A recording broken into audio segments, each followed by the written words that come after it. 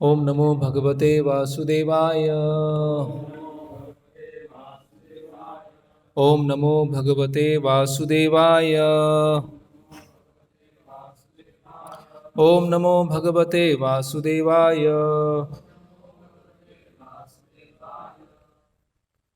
तो आज हम पढ़ेंगे श्रीमद् भागवतम स्कंद 4 अध्याय 26, राजा पुरंजन का आखेट के लिए जाना और रानी का क्रुद्ध होना। श्लोक क्रमांक 25। वक्त्रं न ते वितिलकं मलिनं विहर्षम् संरम्भ भीमं विमृष्टमपेतरागम्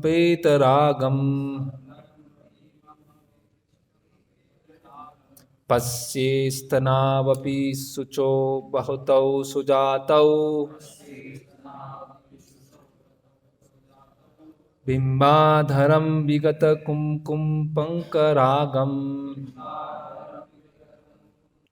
तो राजा पुरंजन अपनी जो पत्नी है उनसे बोल रहे हैं, प्रिय, आज तक मैंने कभी भी तुम्हारे मुख को तिलक से रहित नहीं देखा, ना ही मैंने तुम्हें कभी खिन्न तथा कांति या स्नेह से रहित देखा है। ना ही मैंने तुम्हारे दोनों स्तनों को नेत्र अश्रुओं से सिक्त देखा है। ना ही मैंने तुम्हारे बिंबा फलों के समान लाल लाल होठों को कभी लालिमा से रहित देखा है। तात्पर्य, प्रत्येक स्त्री तिलक तथा सिंदूर लगाने पर अत्यंत सुंदर लगती है।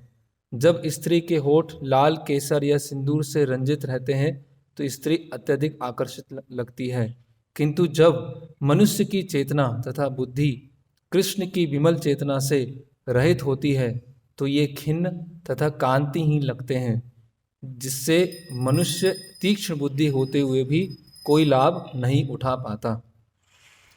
ओम अज्ञानतिमिरन्धस्य ज्ञानंजनं शलाकया चक्षुरुन्मिलितमेनं तस्मै श्रीगुरुवे नमः। श्रीचैतन्यमनोभीष्टं स्थापितं येन भूतले स्वयं रूप कदा मह्यं ददाति स्वापदान्तिकं। वन्देऽहं श्रीगुरोश्रीयुतपदकमलं श्रीगुरून् वैष्णवांश्च श्रीरूपं साग्रजातं सहगणरघुनाथान्वितं सजीवं साद्वैतं सावधूतं परिजनसहितं कृष्णचैतन्यदेवं श्री राधा कृष्ण पादान सहगण ललिता श्री विशाखान्वितांश्च नमः ओं विष्णु पादाय कृष्ण पृष्ठाय भूतले श्रीमते भक्ति वेदांत स्वामिनिति नामने नमस्ते सारस्वते देवे गौरवाणी प्रचारणे निर्विशेष शून्यवादी पाश्चात्य देशे तारणे। जय श्री कृष्ण चैतन्य प्रभु नित्यानंद श्री अद्वैत गदाधर शिवासादि गौर भक्त वृंद। हरे कृष्णा कृष्णा कृष्णा हरे हरे, हरे राम राम राम हरे हरे। हरे कृष्णा। तो यहाँ पर जो राजा पुरंजन हैं, उनकी जो पत्नी है उनसे वो नाराज हैं, क्रुद्ध हैं, और जो अलग अलग चिन्ह और सौंदर्य के जो अलग अलग वस्तुएं हैं जो एक स्त्री जो है धारण करती हैं, वो पुरंजन की पत्नी ने धारण नहीं किए। तो पुरंजन जो हैं अलग अलग प्रश्न पूछ रहे हैं कि ऐसा तो मैंने कभी देखा नहीं कि आपके मुख पे तिलक ना हो, है ना, आप इतने खिन्न दिखाई दे रहे हैं, इतने कांति और स्नेह से रहित दिखाई दे रहे हैं। तो प्रभुपाद जी यहाँ तात्पर्य में लिख रहे हैं, जब बुद्धि जो होती है कृष्ण भावना से ओतप्रोत नहीं होती है तो जीव की क्या स्थिति होती है, ये प्रभुपाद यहाँ तात्पर्य में बता रहे हैं कि जब मनुष्य की चेतना में कृष्ण भावनामृत नहीं है, जिसे यहाँ इंग्लिश में प्रभुपाद लिख रहे हैं without any brilliant thoughts about Krishna, यहाँ लिखा है विमल चेतना से रहित, लेकिन ये थोड़ा और एग्जैक्ट है, without any brilliant thoughts about Krishna. Brilliant thought है ना, कि वो कृष्ण चेतना से क्या है, वो ओतप्रोत है। तो जब जिस तरह से यहाँ जो पुरंजनी है, पुरंजन की पत्नी है, जब सभी तरह के जो आभूषण हैं या स्त्री उचित जो अलग अलग चिन्ह हैं जब उसने धारण नहीं किए हैं तो बहुत खिन्न, बहुत परेशान वो दिख रही है। उसी तरह से अगर बुद्धि में जो रानी की तुलना जो है, पुरंजनी की तुलना है, उस पूरे प्रसंग में किससे की गई है? बुद्धि से की गई है ना। और जब बुद्धि भगवान से युक्त नहीं होती, जैसे कि भगवत गीता में बताया गया है, नासति बुद्धि युक्तस्य नाचा युक्तस्य भावना नाचा भावयता शांति अशांतस्य कुथा सुखम, है ना। तो यहाँ भगवान भक्ति योग का वर्णन करते हैं, और भक्ति योग का वर्णन करने के बाद बताते हैं कि जिसकी बुद्धि मेरे में युक्त नहीं है उसकी क्या स्थिति होती है ना। जैसे यहाँ रानी कैसी लग रही है? बहुत ही खिन्न दिख रही है, मोरोस, है ना, बहुत परेशान, बहुत ही कांतिहीन। तो जब हमारी बुद्धि जो है ना नासति बुद्धि युक्तस्य, जब हमारी बुद्धि क्या है? युक्त नहीं है। किससे युक्त नहीं है? जो भगवान ने पहले बुद्धि योग बताया है, जो दूसरे अध्याय में पूरा बुद्धि योग का वर्णन चल रहा है। बुद्धि योग मतलब क्या है? शरीर और आत्मा में जो भेद है उसके आधार पर भगवान की प्रसन्नता के लिए कार्य करना, उसको बोलते हैं बुद्धि योग। बुद्धि का उपयोग करना। बुद्धि कहाँ उपयोग करना है? बुद्धि इसमें उपयोग करना है कि मैं इस शरीर से भिन्न हूँ, मैं एक व्यष्टि आत्मा हूँ, आत्मा अलग है, शरीर अलग है। तो जब इस बुद्धि के द्वारा, इस सांख्य योग की बुद्धि के द्वारा व्यक्ति, एक साधक भगवान की सेवा करता है तो उसे बोलते हैं बुद्धि योग। लेकिन जब किसी की बुद्धि जो है, या तो उसके पास सांख्य योग का ज्ञान नहीं है, या उसका सांख्य योग का ज्ञान होने के बाद भी उसकी जो बुद्धि है भगवान में नहीं लगी हुई है, तो क्या होगा? नासति बुद्धि युक्तस्य, उसकी बुद्धि क्या है? युक्त नहीं है। उसके दो दो परिभाषा हुई, या तो उसको शरीर आत्मा का ज्ञान नहीं है, पूरी तरह से देहात्म बुद्धि में है, या उसको शरीर आत्मा का ज्ञान तो है लेकिन फिर भी वो अपनी बुद्धि को कृष्ण भावनामृत में नहीं लगाया हुआ है। उसके साथ क्या होगा? नाचा युक्तस्य भावना, उसके अंदर भगवान के प्रति प्योर भावना नहीं आएगी, शुद्ध भावनाएं नहीं आएंगी। जिसकी बुद्धि, है ना, भगवान बताते हैं ना, अहम सर्वस्व प्रभो मत्ता सर्वम प्रवर्तते इति मत्वा भजन्ते मां बुद्धा भाव समन्विता। बुद्धि भी है और भाव भी है, इस बुद्धि के साथ जो मेरी पूजा करता है। तो जब हमारी बुद्धि जो है भगवान की सेवा में नहीं लगी है, क्रियाएं तो लग जाएंगी, हाथ पैर तो लग जाएंगे, लेकिन बुद्धि जब नहीं लगी है, मन नहीं लगा है, तो क्या होगा? हमारे हृदय में भगवान के प्रति भावनाएं नहीं आएंगी, शुद्ध भावनाएं नहीं आएंगी।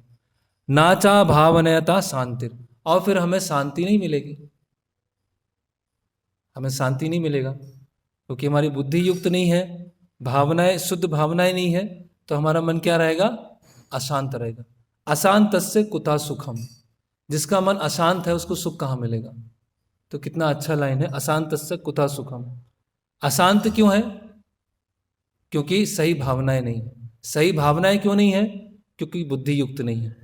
तो अगर हमारी बुद्धि युक्त है तो हमको शांति मिलेगी, सुख मिलेगा। अगर बुद्धि युक्त नहीं है तो हमें सुख नहीं मिलेगा। तो हम समझ सकते हैं कि भगवत गीता के एक श्लोक में भगवान मतलब कितनी गहरी चीज बता रहे हैं कि व्यक्ति को सुख कैसे प्राप्त होगा जब तक वो बुद्धि योग में स्थित नहीं होगा। तो एक बार जयद्वैत स्वामी महाराज अपने बारे में बताते हैं कि जब उन्होंने प्रारंभ समय में फुल टाइम ज्वाइन किया था तो श्रील प्रभुपाद जी से वो बहुत सारे प्रश्न पूछते थे, अलग अलग तरह के, बहुत जिज्ञासु और प्रवृत्ति के वो थे। और जब भी प्रभुपाद जी आते थे तो हमेशा वो प्रश्न अलग अलग तरह से करते थे। तो एक बार जयद्वैत महाराज ने प्रभुपाद जी से प्रश्न किया कि श्रील प्रभुपाद, जब आध्यात्मिक गुरु हमारे सामने उपस्थित नहीं है और आध्यात्मिक गुरु जहाँ पर हम रहते हैं वहाँ पर आध्यात्मिक गुरु नहीं है और शिष्य कोई कार्य कर रहा है, तो कैसे पता चलेगा कि गुरु उससे प्रसन्न है या नहीं?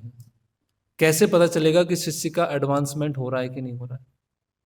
अच्छा क्वेश्चन है कि अगर आध्यात्मिक गुरु फिजिकली उपस्थित नहीं है और शिष्य सेवा कर रहा है, तो कैसे गुरु को पता चलेगा कि वो भक्ति में प्रगति कर रहा है या नहीं कर रहा है?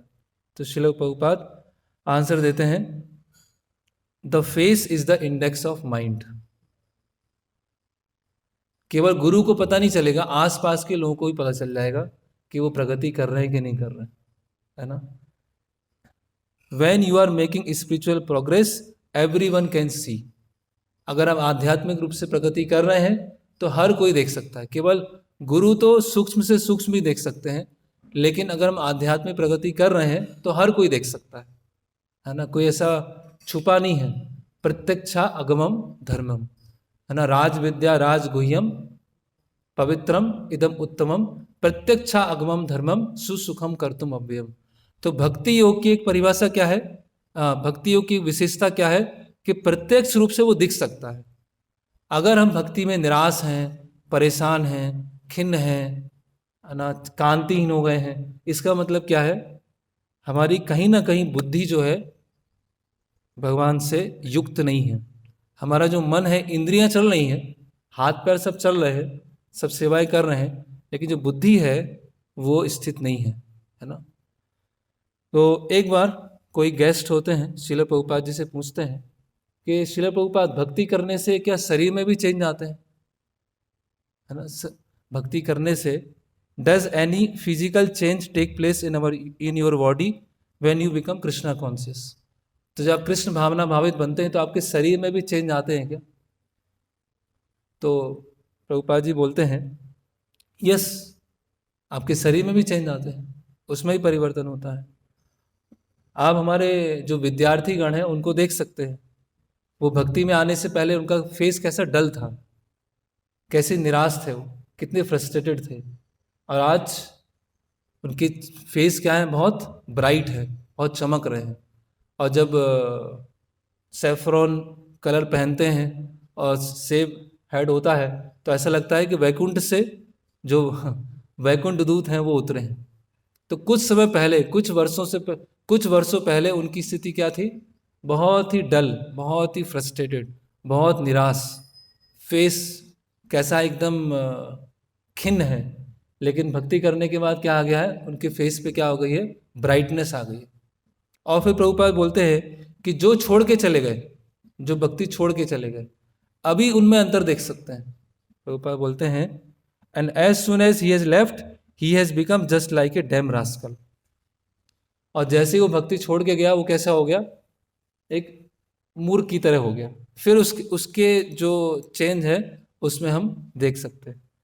तो जब चैतन्य महाप्रभुपाद जी और आंसर देते हैं उसमें, कि जब चैतन्य महाप्रभु से किसी ने पूछा कि भक्त की क्या परिभाषा होती है, तो चैतन्य महाप्रभु एक परिभाषा देते हैं कि जिसको देखकर कृष्ण का स्मरण आ जाए, जिसको देखकर कृष्ण का स्मरण आ जाए, है ना।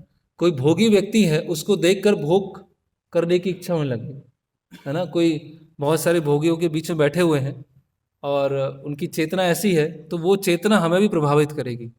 लेकिन जो भक्ति में अच्छे से स्थित हैं, उनका हम संग कर रहे हैं, तो हमारी खुद की इच्छा नहीं है, लेकिन उनकी चेतना जो है, उनकी जो कॉन्शियसनेस है, उसके प्रभाव से हम भी क्या हो जाएंगे, खींचे चले जाएंगे। ऐसे ही होता है। अभी हमारा जो प्रभाव, हमारा जो प्रयास है वो एक कम स्तर का हो सकता है, लेकिन आसपास के जो भक्त हैं वो अपनी भक्ति में सुदृढ़ हैं, उनकी चेतना अच्छी है, तो उस चेतना के प्रभाव से क्या होगा, हम खींचे चले जाएंगे। और इसका उल्टा हम देख सकते हैं, अगर भौतिकतावादी व्यक्तियों के साथ में हम लंबे समय रहते हैं, है ना, और उनसे हम बातचीत भी नहीं करते हैं, बस वहाँ बैठे हुए हैं और वो लोग बातचीत कर रहे हैं, हम बस एक ऑब्जर्वर हैं, तो उनके एसोसिएशन से, उनके संग के प्रभाव से, उनकी जो चेतना है उसके प्रभाव से क्या होगा, हम भी डल हो जाएंगे, हम भी। इसीलिए वो क्या बताया गया है कि अभक्तों का, है ना, जो अभक्तों का संग क्या है, बहुत ही डेंजरस है। अगर उनसे हम गुह्यम आख्याति प्रच्छति भी नहीं कर रहे हैं, केवल उनका संग ही कर रहे हैं, तो उनकी जो चेतना है उससे हम कहीं ना कहीं प्रभावित होंगे। फिर प्रभुपाद अपने एक श्रीमद् भागवतम के लेक्चर में लिखते हैं, बता रहे हैं वहाँ पर, कि जब विष्णु दूत आते हैं, अजामिल, पहले अजामिल को लेने यमदूत आते हैं, तो यमदूत बहुत एकदम डरावने थे, अजामिल डर जाता है। और कुछ समय के पश्चात वहाँ पर विष्णुदूत आते हैं, और जैसे ही विष्णुदूत आते हैं तो यमदूत क्या होते हैं, बहुत प्रसन्न हो जाते हैं। अरे ये कौन आ गए, ये डिवाइन पर्सनैलिटी कौन है, इतने इफल्जेंस, इतना तेज, इतनी कांति, ये कौन है। तो ऐसे जब यमदूत देखते हैं तो वो आश्चर्यचकित हो जाते हैं। तो प्रभुपाद जी लिख रहे हैं कि जैसे कि आपके देश में है ना, जो युवा हैं, जो अभी कृष्ण भावनामृत आंदोलन में आए हैं, वो क्या हो गए हैं, ब्राइट फेस्ड, है ना। और हालांकि वो स्वाभाविक रूप से सुंदर हैं, लेकिन हम समझ सकते हैं कि जब वो कृष्ण भावनामृत आंदोलन में आए हैं तो वो क्या हो गए हैं, और अधिक सुंदर हो गए हैं। तो कृष्ण भावनामृत आंदोलन इतना अच्छा है कि व्यक्ति को स्वाभाविक रूप से सुंदर बना देता है। So Krishna consciousness is so nice that naturally it will make you beautiful, not black faced, not morose. Beautiful face, Prabhupada लिख रहे, not morose. ऐसे नहीं खिन्न है, परेशान है, और ऐसा बिल्कुल बेचैन, मतलब भक्ति कर रहे हैं और भक्ति करने के बाद भी क्या है, पूरे परेशानी घूम रहे हैं। तो इसका मतलब क्या है, कुछ ना कुछ समस्या है। हम जो भक्ति हमें प्राप्त हुई है, या जो भक्ति में सेवा में लगे हैं, उसका हम, जो हमको मिला है, जो हमको उपहार मिला है, अनुपम उपहार मिला है, कहीं ना कहीं उसकी हम वैल्यू को हम नहीं समझ पा रहे हैं। इसीलिए क्या है, वो मिलने के बाद भी क्या है, हम डल हैं। मिलने के बाद भी क्या है, हमें कुछ करने की इच्छा नहीं हो रही। प्रभुपाद बोलते हैं that is the sign of spiritual advancement. ये आध्यात्मिक प्रगति का क्या है, चिन्ह है। By the face you will understand that here is a man who is spiritually advanced. Prabhupada बोल रहे हैं कि ये आप उनके चेहरे से देख सकते हैं कि ये आध्यात्मिक रूप से प्रगत है या नहीं है। प्रत्यक्षा अगमम धर्मम, तो ये थ्योरेटिकल नहीं है। ये भक्ति की प्रोसेस है वो थ्योरेटिकल नहीं है, वो दिखेगी, वो दिखना चालू हो जाएगी, वो फिजिकल लेवल पे भी दिखना चालू हो जाएगी। तो इस तरह से फिर प्रभुपाद बोलते हैं from the very face it will be understood face is the index of mind, है ना। जो चेहरा है, उस मन पे क्या चल रहा है वो चेहरे पर दिख जाएगा, है ना। तो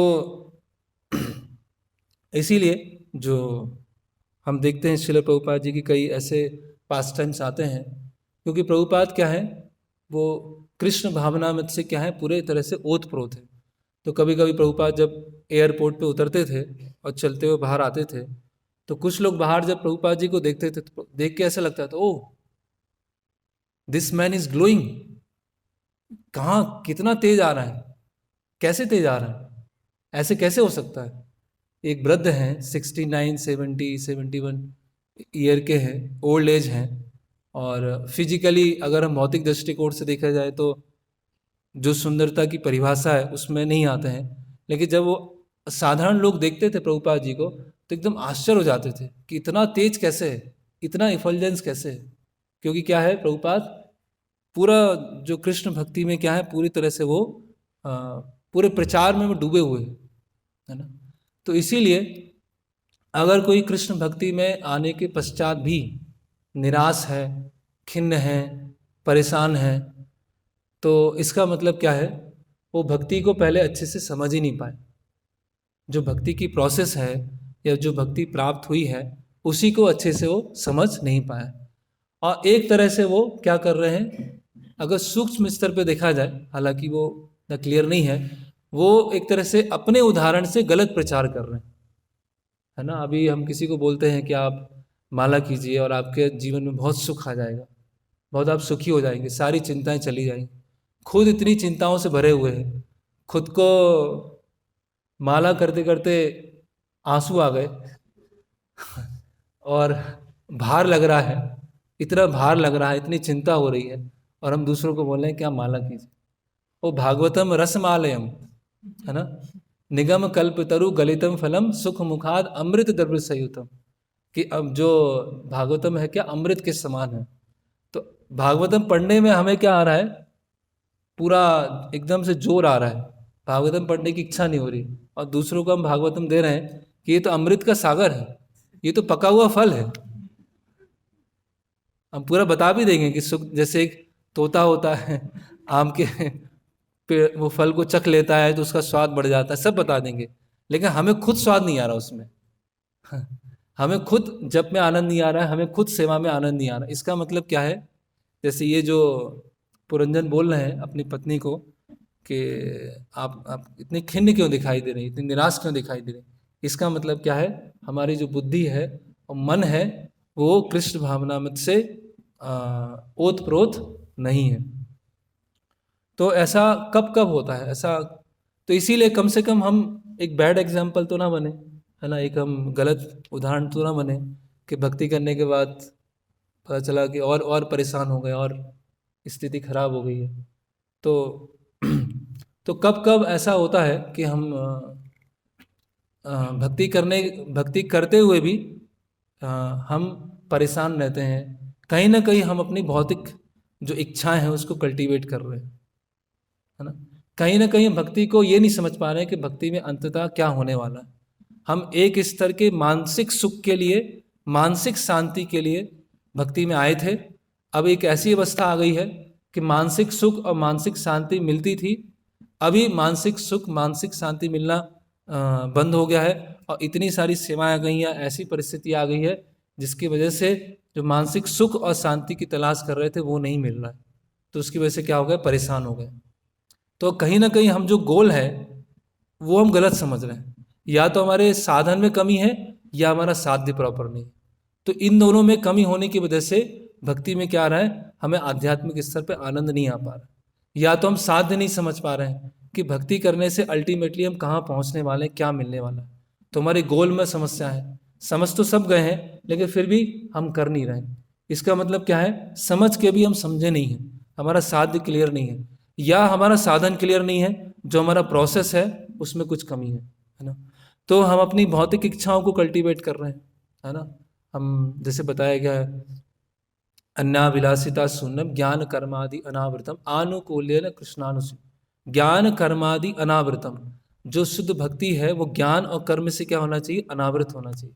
तो अगर हमारा गोल मानसिक शांति और एक स्तर का सुख है, एक केवल सात्विक जीवन है, तो वो क्या हो जाएगा? वो सात्विक जीवन मिलने के बाद, मानसिक शांति होने के बाद फिर हम क्या हो जाएंगे? डल हो जाएंगे, क्योंकि वो एक स्टेप है भगवत धाम जाने के लिए, वो एक सीढ़ी है।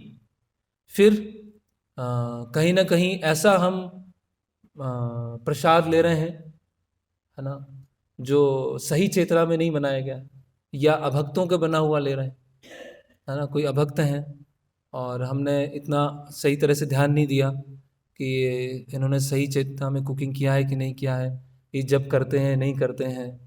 और कभी कभी जो बनाने वाले हैं उनके अंदर बहुत कुछ लस्टी डिजायर है, काम क्रोध लोभ है, तो कहीं ना कहीं वो चीज़ें उस खाने में या प्रसाद में आएंगी। और जब व्यक्ति जो है उस पर ध्यान नहीं देंगे, दो स्तर हैं उस पर, एक तो ये ध्यान नहीं देंगे कि प्रसाद है या नहीं है, और दूसरा स्तर है जो बनाने वाले हैं वो प्रॉपर चेतना में है या नहीं है। तो अगर उस चेतना में बना हुआ हम प्रसाद लेते हैं तो क्या होगा? मन विचलित हो जाएगा, है ना। एक बार ऐसा होता है, श्रील प्रभुपाद कहीं एक मंदिर था, तो वहाँ पे भक्तों का आपस में बहुत झगड़ा हो रहा था। तो प्रभुपाद जी वो देखते हैं कि झगड़ा क्यों हो रहा है, तो प्रभुपाद जी बोलते हैं जो कुक है उनकी चेतना क्या है? सही नहीं है, वो उनको फिर चेंज कर देते हैं।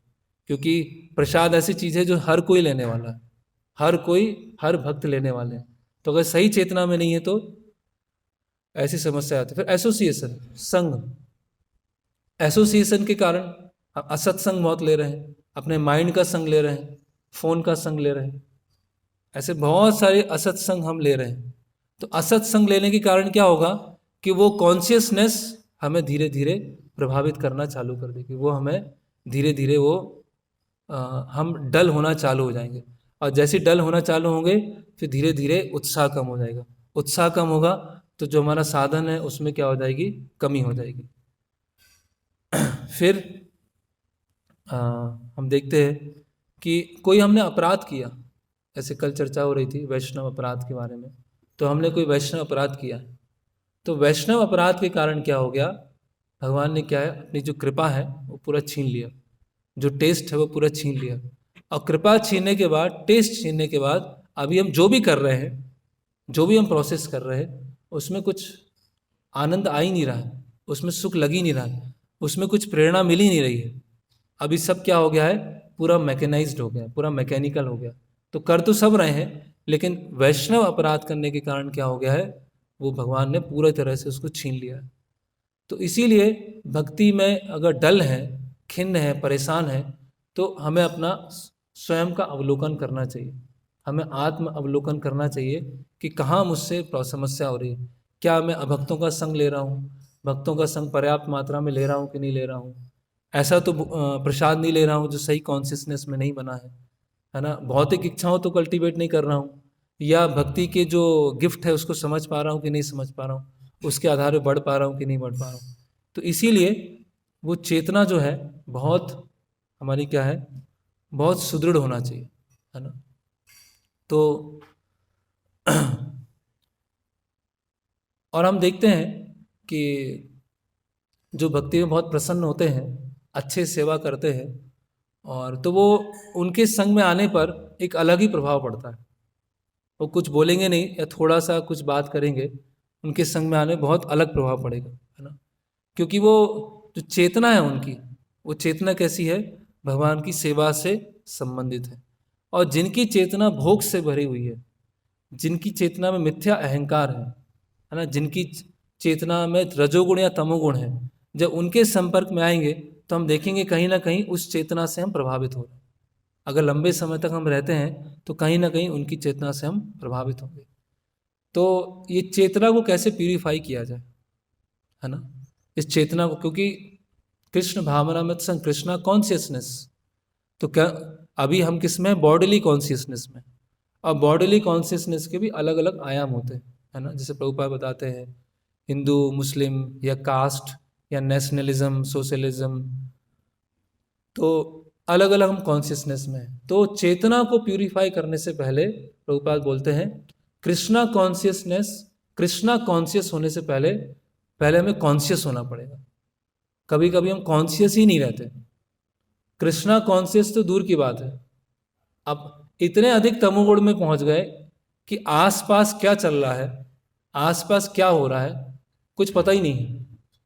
तो कृष्णा कॉन्शियस होने से पहले पहले कॉन्शियस होना पड़ेगा।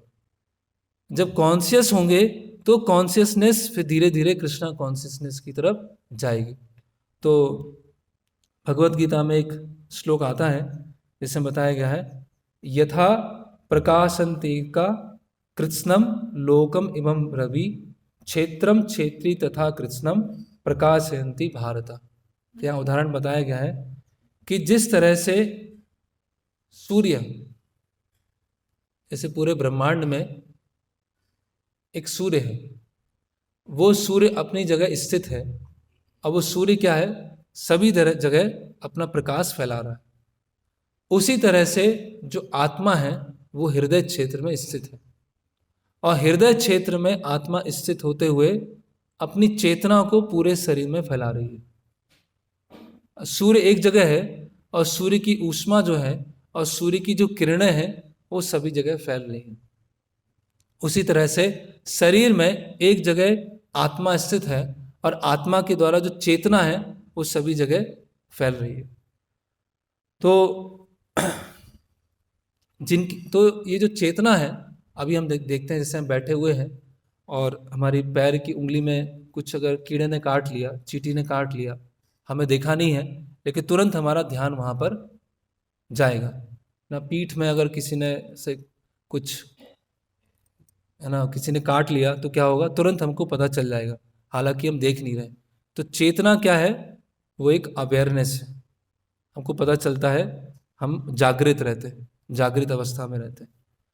तो ये जो चेतना है वो कैसी होती है, पूरे शरीर में व्याप्त होती है, बॉडी के, शरीर के एक एक कोशिका में रहती है, हर जगह चेतना रहती है। तो किसी की, हम बोलते हैं ना ऑरा, है ना, किसी का ऑरा, अगर उसके हम ऑरा में आते हैं तो एकदम से हमें ऐसा लगता है जैसे कोई बहुत सीनियर, बहुत समय से प्रैक्टिस कर रहे हैं कृष्ण भावनामृत, और बहुत अच्छे से सब कुछ पालन कर रहे हैं, तो जब उनकी उपस्थिति में आएंगे तो एक अलग ही अनुभव होगा, एक अलग ही फीलिंग होगी, क्योंकि उनकी जो चेतना है इतनी प्यूरिफाइड है, इतनी शुद्ध स्तर पर है कि वो एक क्या है, एक ऑरा बनती है। और उनके संपर्क में आने में, उनके नज़दीक में आने पर, बात करने पर हमें भी एक स्पिरिचुअली ऐसा लगता है कि हमारी स्पिरिचुअली एडवांस हुआ, एक अपलिफ्टिंग एक्सपीरियंस होता है ना। हमें लगता है कि हमें अच्छे से सेवा करना है, सही चेतना में सेवा करना है, भोग की भावना नहीं होना चाहिए, क्योंकि उनकी चेतना से हम क्या हो रहे हैं, प्रभावित हो रहे हैं। तो ये चेतना जो है पूरे शरीर में व्याप्त होती है और एक ऑरा बनाती है।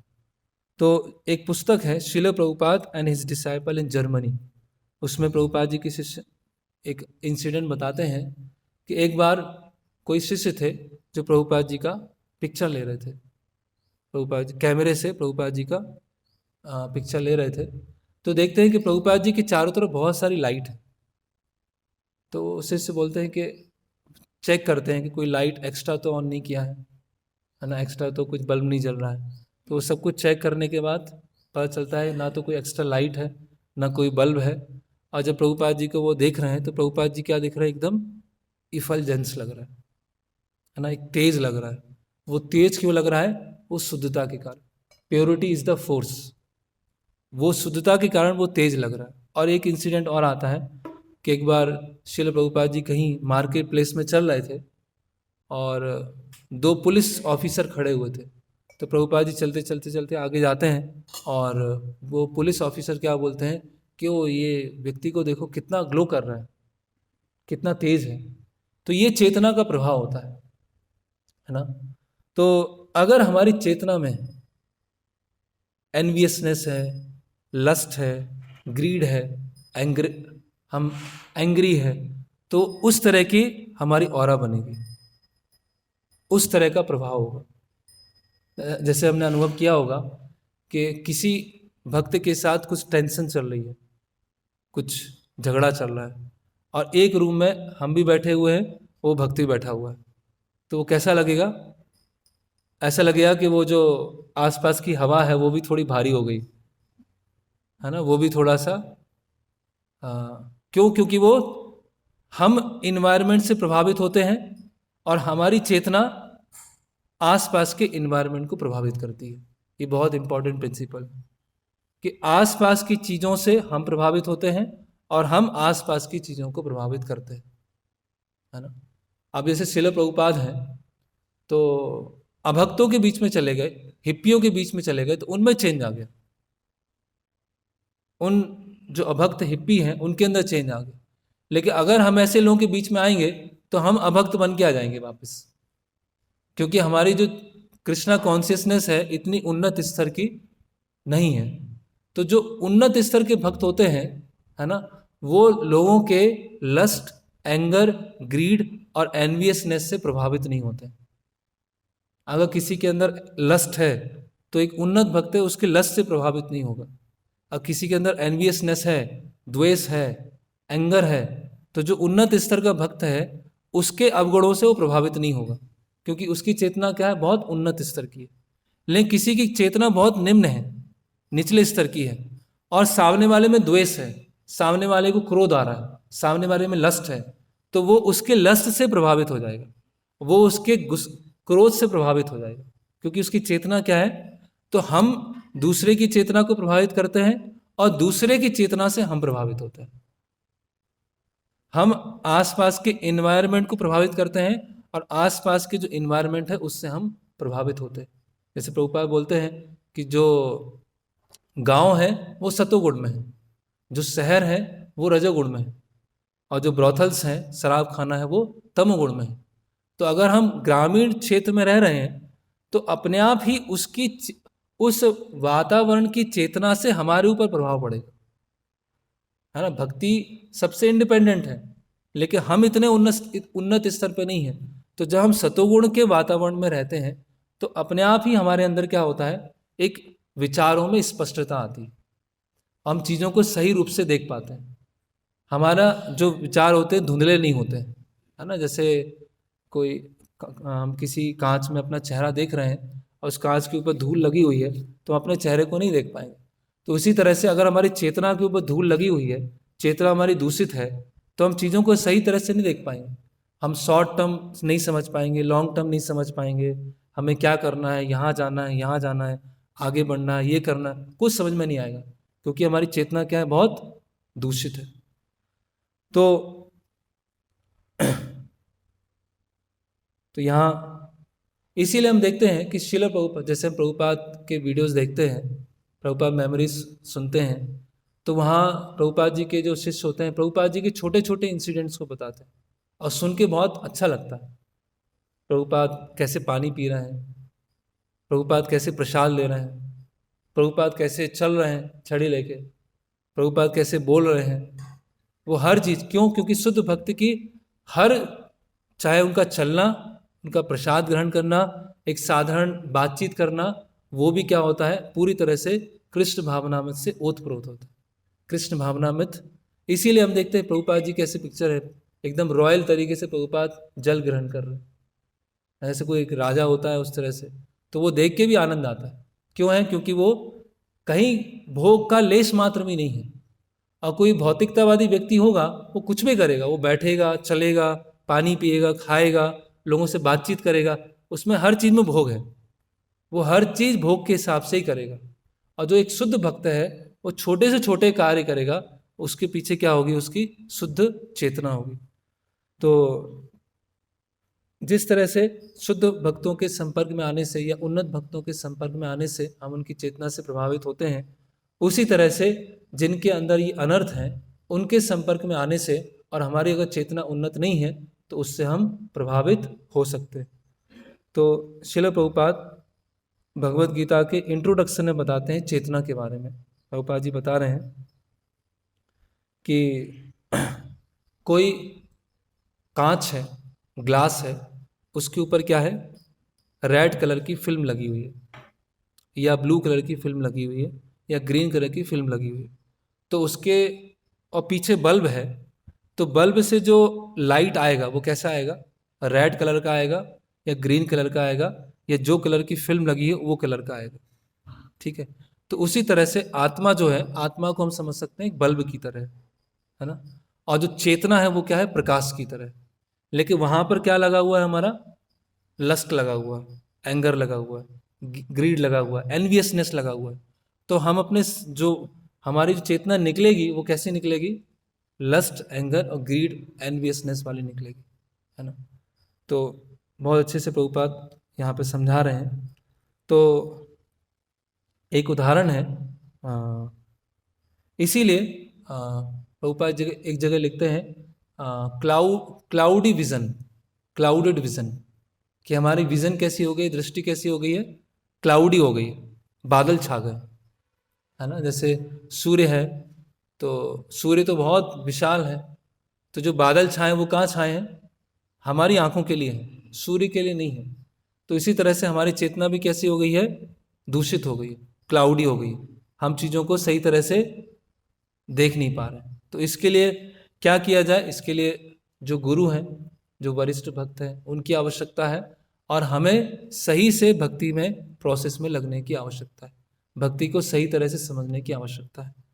तो एक केस है इसमें बताया गया है चेतना के बारे में, कि एक बार एक कोई पति पत्नी होते हैं, दोनों भक्त होते हैं, और जो पत्नी होती है वो, उनको मीठा खाने की बहुत आदत होती है, चॉकलेट खाने की उनको बहुत आदत होती है। तो उनके जो पति हैं, उनको कुछ समय के बाद बहुत कुछ बीमारी होती है, जिसकी वजह से उनकी एक किडनी खराब हो जाती है ना। तो जब ऐसे समय निकलता है, तो जो पत्नी होती हैं वो किडनी दान देती, किडनी का ट्रांसप्लांट होता है उनके पति के शरीर में। तो जब ऑपरेशन हो जाता है, कुछ दिन निकल जाते हैं, तो जो पत्नी थी वो, उनको ये स्वीट खाने की बहुत आदत थी, हाँ, चॉकलेट खाने की बहुत, तो वो अपने ड्रॉवर में छुपा के इस तरह से रखती थी, और पति को ही पता होता था कि यहाँ, लेकिन पति का कोई इंटरेस्ट नहीं था स्वीट में। तो जब ऑपरेशन के बाद में एक दिन ऐसा होता है कि जो स्त्री होती हैं वहाँ जाती हैं, ड्रॉवर खोलती हैं तो वहाँ कुछ है ही नहीं, सब गायब। तो बोलते हैं कि ये कैसे हो गया। तो पति बताते हैं कि जब से ऑपरेशन हुआ है उसके बाद मेरा स्वीट खाने का इच्छा बहुत बढ़ गया, और कुछ समय तक रहता है, कुछ महीनों तक रहता है, और धीरे धीरे धीरे धीरे वो खत्म हो जाता है। तो कहने का मतलब क्या है, वो चेतना क्या होती है, स्थानांतरित होती है, चेतना ट्रांसफर होती है। तो एक भक्त का और इसमें उदाहरण बताया गया है कि एक छोटा बालक था और उसको कुछ ऐसे कैंसर हुआ है ना, कुछ बोन का कैंसर हुआ। तो एक दूसरे व्यक्ति का बोन का जो बोन मैरो का ट्रांसप्लांट हुआ। तो उसके बाद, और ये जो बालक था वो भक्त था, तो वो ट्रांसप्लांट होने के बाद जो हुआ, ये जो भक्त बालक था वो बहुत चिड़चिड़ा हो गया, बहुत गुस्सैला हो गया, बहुत छोटी छोटी बात पे गुस्सा हो जाना, किसी को मार देना, वो करना चालू कर दिया। तो सब सोचने लगे कि इसमें ऐसा, इसके स्वभाव में कैसे परिवर्तन आ गया। और करीब ये 1-1.5 साल तक चला, और धीरे धीरे धीरे करके वो बच्चा नॉर्मल हुआ। तो पता चला कि जिस जिस जिस व्यक्ति से वो ट्रांसप्लांट लिया गया था वो कैसा था, अभक्त था, और उसके अंदर ये सारे अवगुण थे, लस्टी, एंग्री, ग्रीडी, एनवियसनेस। तो वो जो भावना थी कुछ समय तक उस बच्चे में रही। तो बच्चे की जो चेतना थी वो बहुत इतनी स्ट्रांग नहीं थी, तो इसीलिए उसको सब कुछ ठीक होने में टाइम लगा। लेकिन जो पति थे उनकी चेतना थी वो स्ट्रांग थी, इसीलिए जो उनको एक इच्छा हुई वो कुछ समय में वो चली गई। ऐसे बहुत सारे उदाहरण देखते हैं, जैसे वहाँ बताया गया है कि जैसे माता के गर्भ में शिशु होता है, तो माता की चेतना से शिशु प्रभावित होता है। माता जो सोचेगी उस समय वैसे शिशु पर असर पड़ेगा। माता का प्रसन्न है तो बच्चा तो वो प्रभाव पड़ेगा, माता का दुखी है तो बच्चे वैसा प्रभाव पड़ेगा। अभी माता और बच्चे तो अलग अलग है ना, तो ऐसा कैसे हो रहा है। तो जो बच्चा है वो पूरा माता की चेतना में डूबा रहता है, जैसे माता कर रही है, जैसे वो खा रही है, वो सब बच्चे पे प्रभाव पड़ता है। इसीलिए अगर उस समय कोई रामायण पढ़ रहे हैं, भगवत गीता पढ़ रहे हैं, या अलग अलग शास्त्रों को पढ़ रहे हैं, तो पढ़ रहे हैं माता, लेकिन प्रभावित किसको हो रहा है, वो बच्चे को। क्यों हो रहा है, क्योंकि माता की चेतना से बच्चा प्रभावित हो रहा है। तो इस तरह से और हम देखते हैं, और दूसरा जैसे बच्चे का, अभी हम देखते हैं जो मॉडर्न कल्चर है, तो उसमें जो अभी दोनों जॉब कर रहे हैं, है ना, पति भी जॉब कर रहे हैं, जो पत्नी है वो भी जॉब कर रहे हैं। तो जो बच्चा है उसको माता का संग नहीं मिला, माता का स्नेह नहीं मिला, स्नेहमयी चेतना नहीं मिली, तो बच्चा कैसे होता है, मानसिक रूप से अनस्टेबल होता है, या उसके अंदर डेमोनिक टेंडेंसी आ जाती है।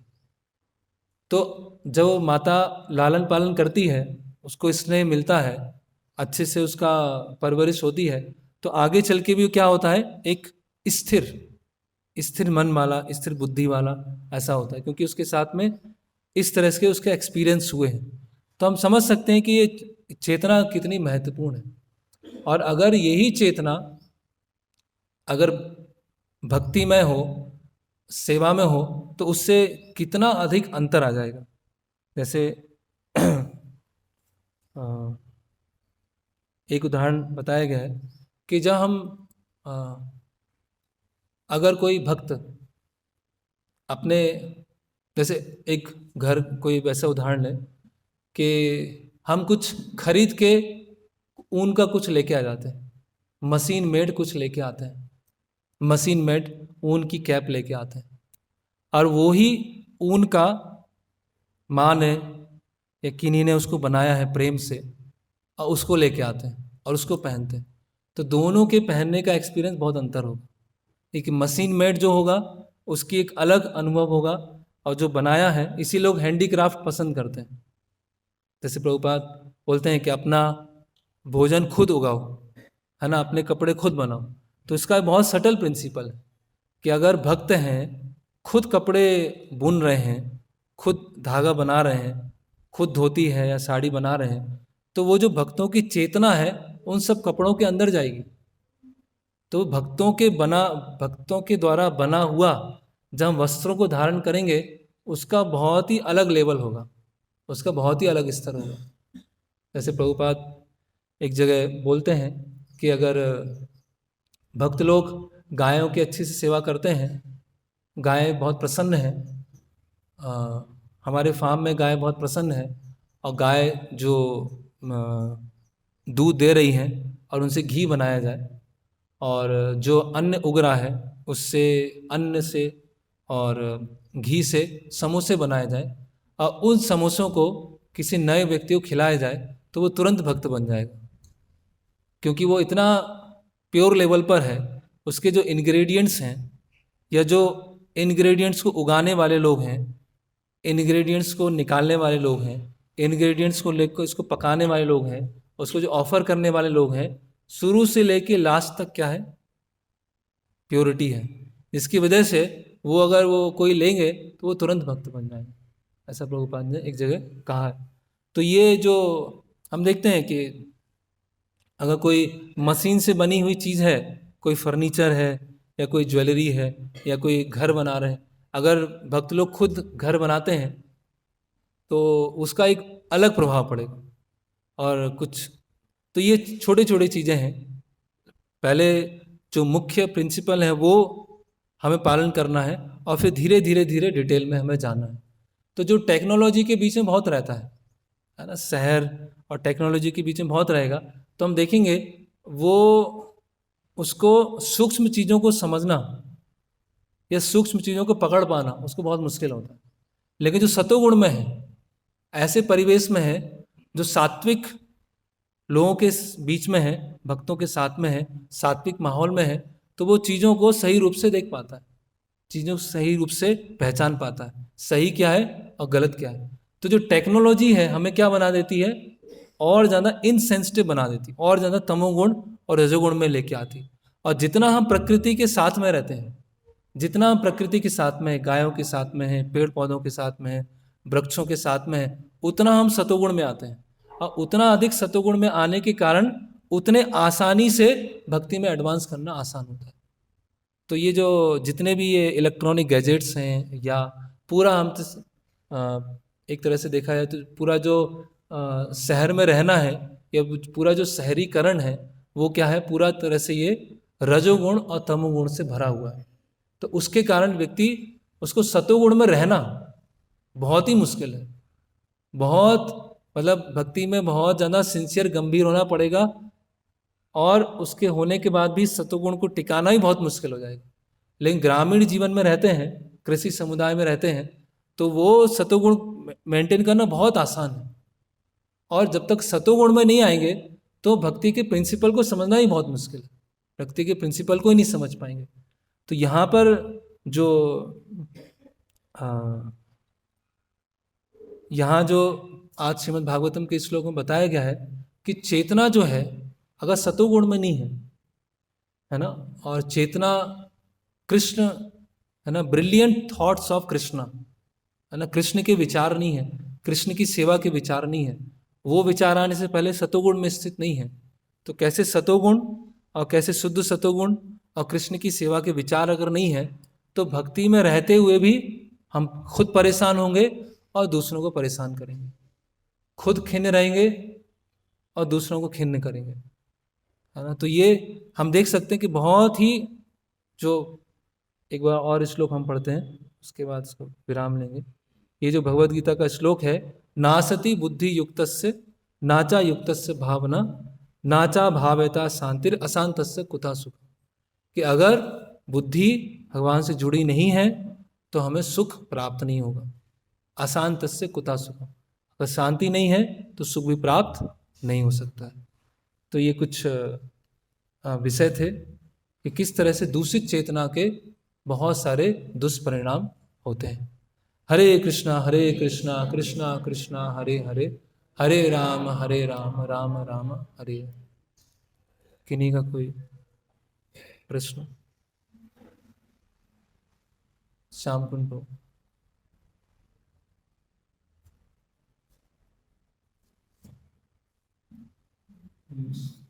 हरे कृष्ण।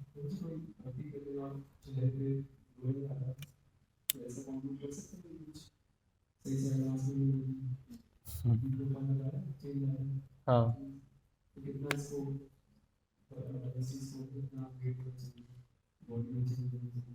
तो प्रभुपाद यहाँ बता रहे हैं कि face is the index of mind. अगर चेहरे पे प्रसन्न नहीं है, चेहरे पे ग्लो नहीं है, तो क्या, अगर नहीं आ रहा है इसका मतलब अच्छे से सेवा नहीं कर रहे हैं क्या?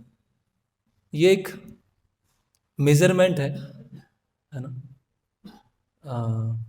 बहुत सारे अलग अलग मेजरमेंट है। जैसे अर्जुन बोलते हैं स्थित प्रज्ञस्य का भाषा समाधिस्थ केशवा स्थित धीम किम प्रभासेत किम किमासीत ब्रजेत किम।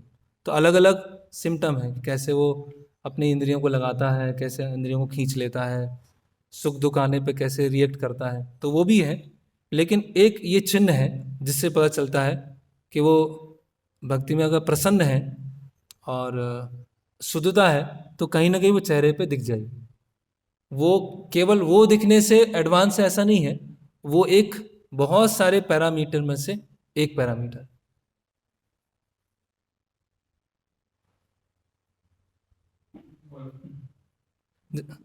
जैसे एक प्रभुपाद जी के शिष्य थे, वो अपनी मेमोरी में से बताते हैं कि मायापुर में वो चक्रा बिल्डिंग है। एक प्रभुपाद जी एक शिष्य दूसरे शिष्य के बारे में बताते हैं कि वो चक्रा बिल्डिंग में रात में 1 बजे उठ के जप करते थे। तो जो प्रभुपाद जी के दूसरे शिष्य हैं पूछे कि आप 1 बजे उठ के जप क्यों करते हैं? तो बोलते हैं कि मेरा जो जन्म है वेस्टर्न कंट्रीज़ में हुआ है, तो मैं क्या हूँ, शरीर से बहुत पापी हूँ, तो इसीलिए मुझे क्या है, इसीलिए मैं कुछ एक्स्ट्रा साधना करने का प्रयास करता हूँ। तो वो अपने आप को इतना निम्न समझ रहे हैं क्योंकि मेरा जन्म वेस्टर्न कंट्रीज़ में हुआ है, तो मेरे अंदर गंदगी बहुत है, इसके लिए मुझे। तो भक्त बता रहे थे जो प्रभुपाद जी के दूसरे शिष्य हैं कि कितनी सिंसियरिटी है, कितनी ज़्यादा उनका वो उत्सुकता है साधना के लिए, कितनी उत्सुकता है, कितना उनका एक अपने आप को विनम्र स्थिति में समझ रहे। तो वो अफ्रीकन बैकग्राउंड के थे। अभी कोई अफ्रीका से है तो कैसे चेहरे पर वो दिखेगा तो ऐसा नहीं है, वो चाहे अमेरिकन हो, यूरोपियन हो, अफ्रीका, वो हम देखते हैं जयानंद प्रभु के बारे में कि जब उनको कैंसर था तो बहुत सारे भक्त आते थे उनके पास कि एक तरह से सांत्वना देने के लिए। लेकिन जयानंद प्रभु इतने उत्साही होते थे, इतने उत्साही रहते थे, इतने ब्राइट रहते थे कि दूसरों को समझा देते थे और दूसरों को प्रचार कर देते थे। इतना उनका कृष्ण भावनामृत का उन्नत स्तर था। यस, आप कुछ।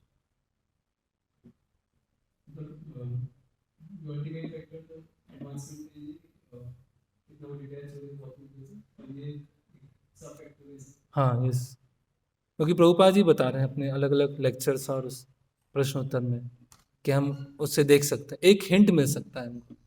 और हम देख भी सकते हैं कोई बहुत निराश है, एकदम हताश है, मायूस है, तो समझ में तो आ जाएगा कि कुछ समस्या चल रहा है।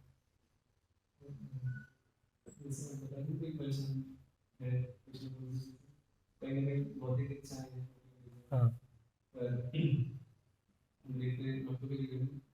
वो फिर आध्यात्मिक परेशानी, वो अलग चीज़ है कि वो सेवा के लिए स्ट्रगल कर रहे हैं और प्रचार नहीं हो पाया, दुखी हैं। वो था ना प्रहलाद महाराज का कि एक ही साथ सुखी भी हैं, एक ही साथ दुखी भी हैं।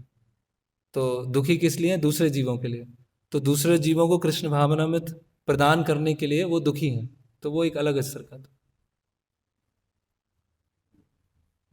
अभिजीत।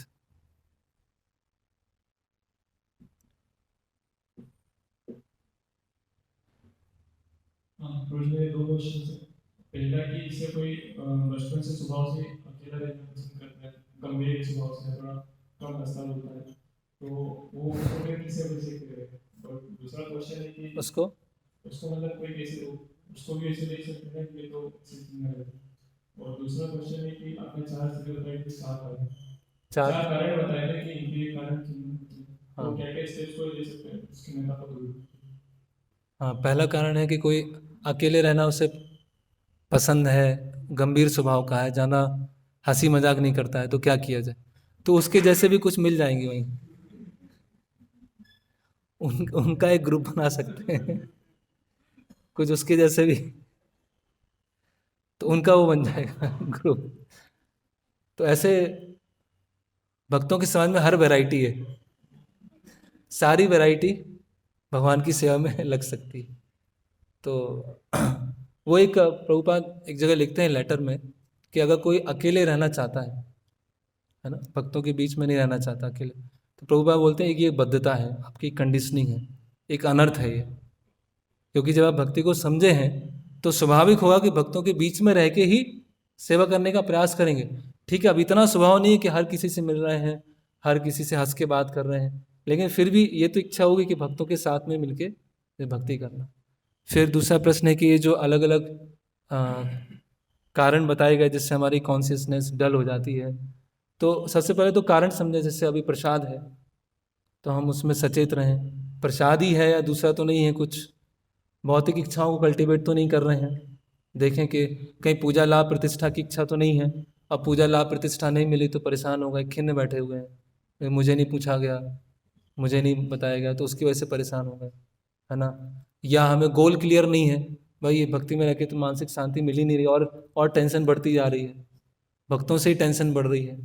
तो पहले हम उसको आइडेंटिफाई करने का प्रयास करें और खुद और भक्तों से मदद लेकर, जो गुरु हैं उनसे सहायता लेकर उससे निकलने का प्रयास करें। वेणुव्यास। मुझे जैसे आपने एसोसिएशन होता है कितना इफेक्ट पड़ता है। यस तो कई बार हमारे सेवा की होगी, यस सामान करते हैं अकेले हैं, या फिर वक्त बतानी है और डीलिंग में करनी है, हाँ तो उसमें हम चेतना को कैसे मेंटेन करें? क्योंकि जब सब नॉर्मल रहता है तो अच्छा रहता है कि ठीक है, और बट जब बहुत प्रेशर रहता है फिर कुछ ऐसा हुआ तो उस टाइम भूल ही जाते हैं कि हम हमें क्या करना है, तो फिर पूरा माइंड उसमें ऐसा मटीरियल वाली चेतना से वापस हो जाती है और आगे दिखती रहेगी कंटिन्यूसली चलने वाला है। तो क्या प्रिकॉशंस रखें और किस तरीके से तो इसमें हम अपना जो मॉर्निंग प्रोग्राम है वो बहुत स्ट्रांग रखें। मंगला आरती, जप, भागवतम क्लास, उसमें तो बहुत कम होगा कि उसमें हमें सेवा में जाना पड़ेगा, या उसमें अगर सेवा है तो दिन में मंदिर में ही समय मिलेगा। अगर कोई बाहर की सेवा है जिसमें हमें अकेले जाना पड़ रहा है और भक्तों का संग नहीं मिलेगा, तो कम से कम हमारा जो मॉर्निंग प्रोग्राम है स्ट्रांग होना चाहिए।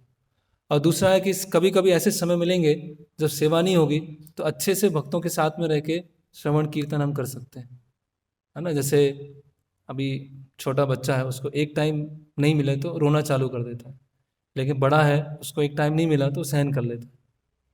तो अभी हमें क्या भक्ति में इतना हम पोषित हो जाएं, इतना पोषण ले लें कि अगर ऐसी सेवा में हम जा रहे हैं जहाँ पे अकेले रह रहे हैं तो उसको हम कुछ दिनों तक सस्टेन कर पाएँ, और बाद में फिर भक्तों के संग में आके थोड़ा सा ब्रेक लेकर अच्छे से श्रवण कीर्तन करके फिर सेवा में जाए। तो ऐसी परिस्थिति बनेगी जहाँ भी कोई नई सेवा चालू हो रही है ना। जैसे त्रिभंगानंद प्रभु बता रहे थे एक बार कि जब वो नंदग्राम प्रारंभ हुआ था तो त्रिभंगानंद प्रभु और एक भक्त और थे, तो दो भक्त थे और बहुत कठिन परिस्थिति थी, मतलब रहने का भी ठिकाना नहीं है, गर्मी सर्दी बारिश, तो बहुत लंबे समय तक वो भक्तों का संग नहीं मिल पाया। तो तो वो उस समय का अपना एक्सपीरियंस बता रहे थे कि बहुत कठिन था। लेकिन जब सब धीरे धीरे इस्टेब्लिश हो गया, धीरे धीरे भक्त लोग आना चालू हो गए, तो अपना अनुभव बताते हैं कि उस समय जब अकेले रहे और वो सेवा किया और फिर यहाँ तक पहुँचा, तो उसकी वजह से भगवान ने बहुत सारे साक्षात्कार दिए, ऐसे रियलाइजेशन दिए, जिससे क्या है वो भक्ति में हमें और पक्का बना के रखे, और हमें अब समझ पा रहे हैं कि इस संसार में कोई सुख नहीं है, कोई आनंद नहीं है। तो केवल पढ़ के या सुन के नहीं हो पाएगा, वो तो भगवान की कृपा से ही होगा। तो ऐसे कभी कभी इस तरह से सेवाएं अगर मिलती हैं तो अपने आप को एक स्तर पे स्ट्रांग रखते हुए, भगवान की कृपा की याचना करते हुए फिर उस स्टेज से हम निकल सकते हैं। प्रश्न है और था कि जैसे हम चेतना के दृष्टिकोण प्रश्न है सजेशन कोई ऐसा व्यक्ति है कि एक्सपर्ट तो है, कुछ हद तक एक्सपर्ट है, नॉलेज है काफ़ी, बट जो चेतना है वो ग्रीडी सेल्फिशनेस इस तरीके की है। तो कई बार उनसे जब सजेशन भी लेते हैं तो कंफ्यूज हो जाते हैं कि क्या करें हमें क्या डिसीजन है, क्योंकि बाकी चीज़ों में तो वही दिख रहा है। तो अगर कोई अगर कहीं भी कुछ वो हो उनके सजेशन तो उसको कंसिडर नहीं कर पाता प्रश्न। हाँ समझे। तो उस कंडीशन में क्या, तो कहीं ना कहीं उनकी जो एक इम्प्योर कॉन्शियसनेस है उससे हम प्रभावित हो गए और हम कंफ्यूज हो गए। ऐसे ही हुआ ना, वो जो बोल रहे हैं उसमें बहुत सारा कलमश है, सही सजेशन दे रहे हैं लेकिन हम इतने उन्नत नहीं है कि उससे हम प्रभावित हो गए। तो उसमें ये भी है कि दो तीन लोगों से, 2-3 एक्सपर्ट से सजेशन ले सकते हैं, या अपनी भक्ति में इतने उन्नत हो। जैसे चाणक्य पंडित बताते हैं कि जो एक बुद्धिमान जो सारग्राही होता है, कीचड़ में से भी सोना निकाल लेता है ना। अलग अलग उदाहरण बताए, कीचड़ में से सोना निकाल लेता है। एक अच्छा, मतलब क्या बोलते हैं, अच्छा कुल नहीं है, उसमें भी गुणवान स्त्री है, उनको ले लेता है। ऐसे 4 चीज़ें बताई है कि यहाँ से वो सारग्राही होता है। तो सारग्राही बनने के लिए कोई अभक्त भी अच्छा सजेशन दे सकता है। जैसे प्रभुपाद जी, बीटी जी लिखते थे, तो किसी ने बोला कि स्वामी जी आप ये मैगजीन क्यों लिखते हैं, आप बुक्स लिखिए ना। मैगजीन तो आज कोई पढ़ेगा, उसको रख देगा, लेकिन बुक्स तो हमेशा रहेंगी। तो प्रभुपाद बोले कि हाँ, ये तो ऐसा लगता है मेरे गुरु महाराज ने मुझे आदेश दिया। और प्रभुपाद जी ने बुक्स लिखना फिर स्टार्ट किया। तो अगर हम सही चेतना में हैं तो अभक्त का भी अच्छा सजेशन ले लेंगे, और सही चेतना में नहीं है तो भक्तों का भी सजेशन को मिस कर जाएंगे।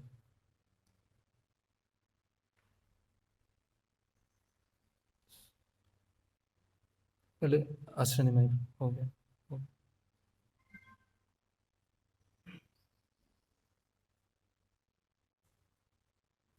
तो हमारे गलत आचरण से अगर गलत आदर्श प्रस्तुत नहीं करें तो इसमें उदाहरण दे रहे थे, जैसे कि मतलब हम भागवतम पढ़ते हैं और जब होते हैं कि दूसरों का मतलब प्रचार भी करते हैं कि अध्ययन करना चाहिए और इस वजह निगमों का भी बताया है।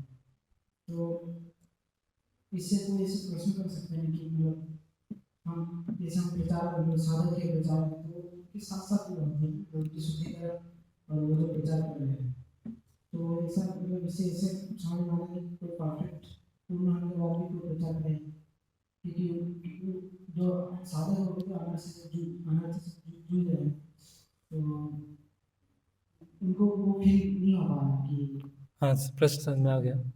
तो प्रश्न ये है कि कोई अगर साधक है, उनको नाम में इतना रुचि नहीं आ रही है या भागवत सुनने में इतनी रुचि नहीं आ रही है, तो क्या जब वो रुचि आ जाएगी तभी प्रचार करेंगे या साथ साथ में प्रचार करें? तो साथ साथ में ही प्रचार होगा, और प्रचार करने से फिर और शुद्धिकरण होगा। प्रचार करने से भागवतम और समझ में आएगा, प्रचार करने से माला और अच्छे से होगी। लेकिन कहने का मतलब क्या है कि वो संघर्ष चल रहा है, लेकिन संघर्ष ऐसा नहीं हो गया कि पूरा निराश हो गए और पूरे एकदम डिप्रेशन जैसा आ गया, हताश हो गए कि अभी कुछ हो नहीं सकता। तो ठीक है, हम संघर्ष कर रहे हैं, अभी उस स्तर पर नहीं पहुंचे हैं कि भगवान का एक बार नाम लिया और एक्सटेसी आ गई, उस स्तर पर नहीं पहुंचे हैं। एक लेवल की हमारी समझ है कि भगवान का नाम हमें करते रहना है, भागवतम को पढ़ते रहना है, टेस्ट आए या ना आए नाम लेता रहना, टेस्ट आए ना आए भागवतम पढ़ते रहना। लेकिन एक भक्त की स्थिति क्या है, टेस्ट नहीं आ रहा तो वो पूरे निराश हैं, माला ही नहीं हो रहा है या भागवतम ही नहीं पढ़ रहे हैं। वो उन भक्तों की बात हो रही जिन्होंने संघर्ष ही छोड़ दिया, यह संघर्ष इनको इतना भारी लग रहा है कि लग रहा है कि पूरे निराश हो गए। एक जो श्याम कुंड प्रभु का प्रश्न था उसमें थोड़ा सा ऐड करना चाहूँगा। जैसे हम देखते हैं अश्वत्थामा जो था, तो अश्वत्थामा की मणि को हटा दिया अर्जुन ने, तो क्या हो गया, कांतिहीन हो गया। उसका जो एक बल था जो उसको मिला था, मणि मिली थी, तो हो गया। इंद्र ने ब्राह्मण की हत्या किया तो इंद्र पूरा क्या हो गया, कांतिहीन हो गया। और उसके पीछे क्या हो गया, एक चुड़ैल भी चली गई और पड़ गई। आता है कहीं विश्वरूप को मारा इंद्र ने। तो जो भी हम अपराध करते हैं या पाप करते हैं, है ना, या भक्ति में हमारी चेतना नहीं है, तो कहीं ना कहीं वो दिखेगा। जैसे अश्वत्थामा में ब्राह्मण का बल था, ब्राह्मणत्व था, लेकिन उसने हत्या किया, पांडवों के पुत्रों की हत्या किया, और जब अर्जुन ने दंड दिया तो अश्वत्थामा पूरा कांतिहीन हो गया। तो वो कांति से, फेस से एक स्तर पर पता चल जाता है कि व्यक्ति की चेतना क्या है। ओके, अभी समय हो गया। श्रील प्रभुपाद की जय, श्रीमद् भागवतम की जय।